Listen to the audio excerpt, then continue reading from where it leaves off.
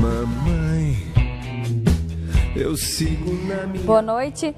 Você aí de casa já fez aquela inocente pesquisa de preços pela internet e depois disso teve as suas redes sociais invadidas por propaganda de produtos similares? Pois é, fique sabendo que você é vigiado por empresas, instituições, governos, agências, enfim, nem dá para saber qual é a extensão da exposição virtual que a gente vive hoje.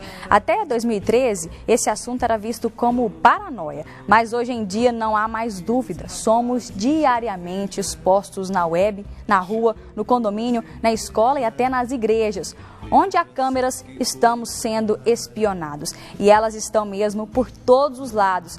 A maior denúncia sobre o controle de dados de usuários da internet veio à tona por meio do ex-analista da agência norte-americana de segurança, Edward Snowden, que revelou detalhes do programa de vigilância dos Estados Unidos, desenvolvido em parceria com o Reino Unido. O caso culminou com o exílio de Snowden, virou livro e ainda gera muita polêmica mundo afora. As vantagens e os pontos negativos do excesso de vigilância tecnológica é o que a gente vai ver agora no Todas as Coisas, que está começando. Boa noite, Danila. Boa noite, Camila. Boa noite para você que está aí ligado na TV Brasil Central. E para discutir esse assunto, nós recebemos hoje aqui no nosso estúdio, o advogado Eliseu Silveira, ele que é vice-presidente da Comissão de Comunicação Social e Multiplataformas Digitais da OAB. Obrigada por aceitar nosso convite, Obrigado, boa doutor. noite. Está aqui também com a gente o empresário Davidson Santana Cipriano. Ele que é formado em Ciências da Computação e presidente da Associação das Empresas Brasileiras de Tecnologia da Informação em Goiás. Boa noite, Davidson. Boa noite, obrigado pelo convite. E ao meu lado está o professor da UFG, Cleomar Rocha, pós-doutor em Tecnologias da Inteligência e Design Digital e também é coordenador do Media Lab da UFG e secretário de Ciência e Tecnologia de Aparecida de Goiânia. Bem-vindo, professor. Muitíssimo obrigado, um prazer estar aqui. A gente agradece a participação de todos e você também pode participar com a gente pelo nosso WhatsApp, é o 3201-7704 e também estamos ao vivo pelo nosso Facebook. Bom, como eu falei agora há pouco, né, a gente não pode pesquisar alguma coisinha na internet que aí já aquele turbilhão de mensagens de propaganda surge pra gente. Eu quero perguntar pro Cleomar, a gente está deixando rastro na internet?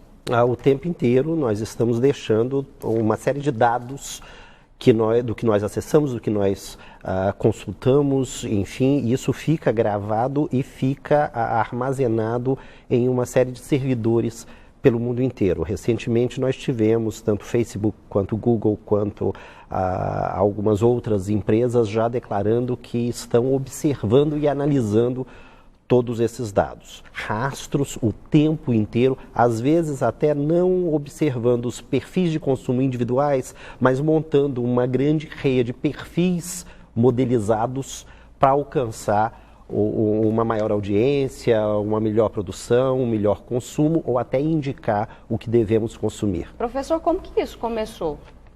Olha, nós já temos esse tipo de pesquisa de audiência e de consumo há muito tempo. O que nós fizemos foi uma atualização com base tecnológica e a partir do que nós portamos com nós mesmos, os nossos celulares, nós começamos a ter esse tipo de automação, seja por uma tecnologia chamada computação pervasiva, aquela que fica o tempo inteiro nos observando e verificando o que é que nós podemos fazer, e hoje em dia nós já estamos sendo acompanhados em absolutamente todos os momentos a partir de smartphone, a partir das câmeras de vídeo monitoramento, a partir de uma série de dados que são cruzados e que mais do que compreendem os nossos comportamentos, eles modelam e têm a capacidade de indicar o que nós provavelmente iremos fazer ou consumir. Agora, Eliseu, as empresas podem fazer isso? Elas têm algum tipo, elas podem, assim, né, ter esses dados ali para elas poderem divulgar seus produtos a partir do momento que eu pesquiso por um? Bom, primeiro, depende do consentimento. Todo consumidor virtual, ele dá um acesso, ele permite o acesso aos seus próprios dados. Então, na hora que você vai lá entrar num site, ele tem lá um pedido para verificar os cookies. Às vezes você está entrando num site, ele tem uma área restrita, você faz um cadastro, coloca seus dados pessoais. Então, a partir desse momento, se você permitir esse acesso, né, meio que um contrato de adesão, não tem como você questionar esse contrato, né? Então, a empresa deixa diversos termos lá no seu próprio site e, a partir daí, o consumidor que acessa, ele está concordando com aqueles termos. Se você permitir esse acesso, as empresas podem sim ter os seus dados. Não é crime ter os dados.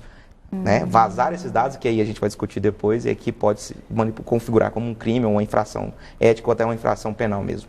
Davidson, você avalia isso como uma estratégia até de consumo mesmo dessas empresas, de captar esses dados para fornecer o produto que você está pesquisando ali, até às vezes promoções, né, que te induzem a comprar? Verdade, igual o professor Elmar citou aqui, isso é uma técnica antiga.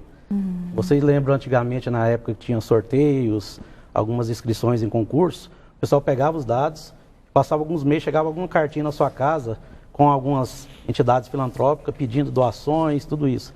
Então, o que as empresas fizeram foram basicamente atualizar essa informação em Big Data, né?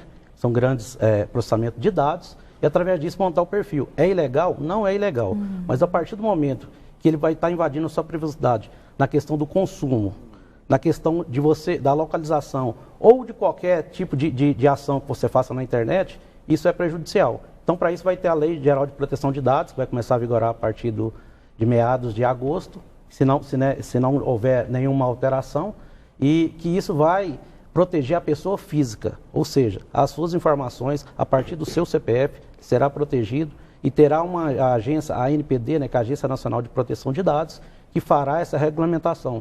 Então, assim, essas informações é uma discussão que é ampla, né? As empresas têm eu citei também que a questão de Smart TV, hoje você tem, Smart TV, ela capta até a sua voz, o que você fala. Então, às vezes você está aqui, você fala alguma coisa, ela pode captar, pode mandar para esse Big Data, você está andando, às vezes um bem de consumo que você quer comprar, quando você passa perto daquele local, ela pode te avisar, falar, aqui tem alguma promoção, tudo isso, que acontece várias vezes, né, no nosso dia a dia. Isso. Essa lei pode impedir a captação desses dados? Não impedir, ela vai regulamentar, ela vai restringir o acesso e saber até onde essas empresas podem atuar. Ir. Então, assim, é como se fosse um ponto de equilíbrio entre o que as empresas podem fazer, que elas possuem os nossos dados, e até onde a gente pode ser resguardado perante isso. Cleomar, você queria complementar? Eu quero só comentar que nós normalmente, quando acessamos algum serviço web, nós sinalizamos o aceito os termos sem verificarmos absolutamente o que é aquilo. Nem ler. Exatamente. E isso vale também para os softwares que nós temos instalados. Nós tivemos, durante o início dos anos 2000, uma discussão intensa sobre os estudos de software, que dizia inclusive sobre propriedade de extensão de arquivo. Então, as extensões doc, por exemplo, da Microsoft, pertencem à Microsoft. Tudo que estiver naquele formato pertence à empresa e não a quem gerou a informação. E isso está no contrato, no licenciamento do software, quando você instala em seu computador. Então, sempre que nós estamos lidando com essas ferramentas tecnológicas, nós temos de ter uma atenção especial para esses dados específicos, porque às vezes a gente não compreende que nós estamos gerando conteúdo que passa a pertencer às empresas que detêm esses softwares. De outro lado, não participar dessa estrutura é quase que se colocar à margem de uma sociedade que é absolutamente tecnológica. Como fazer, então? Como que evitar dar esses dados, não sendo crime que a empresa utilize, mas eu quero fazer a pesquisa, eu quero às vezes comprar. Como então que o cidadão ele pode tentar se resguardar, assim, de certa forma? Quero até complementar com um comentário que a gente acabou de receber de um telespectador, o Eduardo Faria. Ele disse que as empresas abusam da falta de conhecimento da população com relação a isso, né? Exatamente. E nós temos a nova Lei Geral de Proteção de Dados exatamente para tentar organizar essa lógica, porque de fato nós temos um abuso nessa utilização.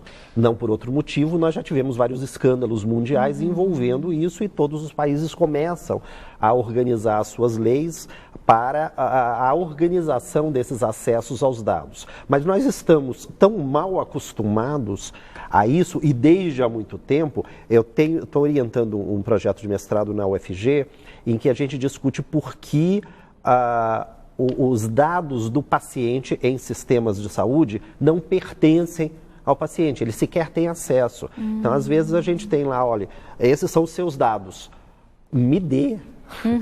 Mas, de fato, eles são sobre os usuários, não pertencem aos usuários. Então, nós precisamos organizar e compreender que nós alteramos uma cultura de posse e guarda para uma cultura de acesso e compartilhamento. E isso pela tecnologia. A LGPD acho que vai dar uma ajudada nesse sentido, porque na LGPD, quando ela torna a vigorar, houve uma alteração, né? A LGPD já é do ano passado, aí era para começar a valer em fevereiro, o governo preocupado, as empresas não conseguiram se adequar num prazo hábil, né? E aí o governo falou o seguinte, olha, vamos prorrogar para agosto e provavelmente aí, não sei... Vai para 29 de dezembro. Vai para 29 de dezembro de 2020, E aí eu quero trazer à tona aqui uma discussão que a União Europeia criou em 2018 também uma regulamentação geral sobre essas mídias, na verdade, né? Os seus dados pessoais que estão na internet, eles estão sendo constitucionalizados. Inclusive, hoje tramita no nosso Congresso um projeto de lei, que é uma PEC, a PEC 17, do ano de 2019, que é do Eduardo, lá de Tocantins, um senador, que diz que os seus dados pessoais em qualquer ambiente virtual, ele tem a proteção constitucional. Assim como seu nome, assim como sua vida, assim como a sua imagem. Então, isso é um grande avanço. A gente vê a preocupação do nosso Congresso em equiparar, né, aos direitos já resguardados pela Constituição, os direitos que estão lá no ambiente virtual. Mas isso aconteceu pela democratização. Olha aqui, eu estou com alguns dados, eu não consigo lembrar de cabeça, eu uso o celular. Então, a democratização do acesso ao celular veio com que qualquer casa hoje, às vezes, nem tem uma televisão, mas já tem 1, 2, 3 celulares. Nós temos hoje 237 milhões de linhas, enquanto nós temos só 210 milhões de habitantes. Ou seja, existem pessoas que têm mais de um celular. Davidson, eu percebo também que, não sei se na lei vai estar incluída essa questão não só das empresas, mas também das redes sociais, de quem gera as redes sociais. Porque hoje nas redes sociais você tem lá, assim, recomendações para você, amigos recomendados. Como assim amigos recomendados? São pessoas que têm o mesmo perfil que eu, que gostam das mesmas coisas. Então, assim, a lei também atinge as redes sociais, como é que é? Porque quando a gente fala empresas, está englobando todas as entidades, empresas, grupos, governo, tudo isso, que tem acesso à sua informação. Quando você cita essa questão das redes, de amigos, tudo são informações criadas em cima de algoritmos. Isso é uma prática totalmente comum no dia de hoje. Mas quando a gente fala da Lei Geral de Proteção de Dados, ela está falando em relação às suas informações. Quem vai trabalhar com as suas informações, quem vai responder pelas suas informações e quem vai, juridicamente, né, responder por qualquer ato, por qualquer vazão de informação, e a qualquer momento você pode impedir que esses dados sejam compartilhados também.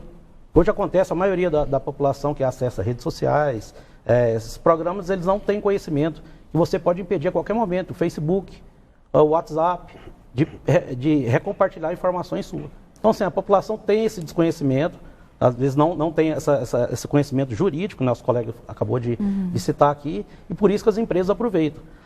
Esperamos nós que a partir dessa Lei Geral de Proteção de Dados, isso possa se tornar uma prática menos comum. Aí vai ser a concorrência entre as empresas para brigar pelas informações dos consumidores, que é o grande business deles.